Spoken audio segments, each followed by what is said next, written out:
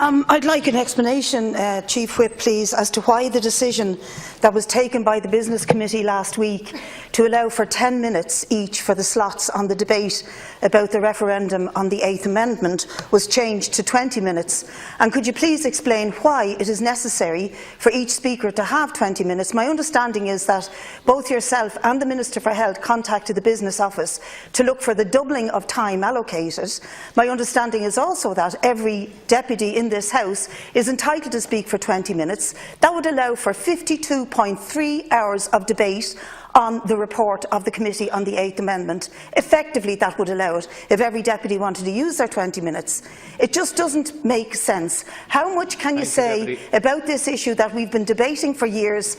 Women's health has waited long enough. Could we please accept a proposal from Solidarity People Before Profit to revert to the original decision of the Business Committee and allow for 10-minute slots? You made your point. Checked. You've stated your desire, and certainly it's one that we share, that the referendum should take place in May. And a very significant concern that we have, partially expressed by Deputy Smith's concerns about the length of time the various debates could take, is whether that's going to happen, whether we're actually going to have the referendum in May.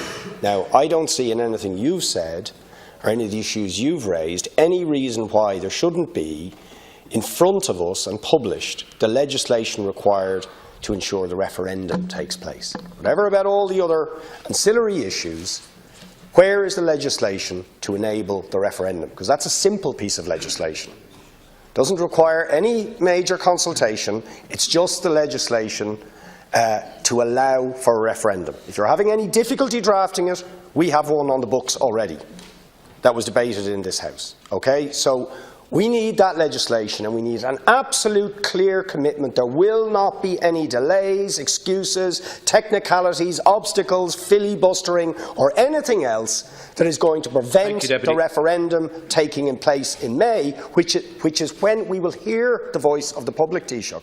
All right, we've had enough debate in here. We need to hear the voice of the public with a referendum.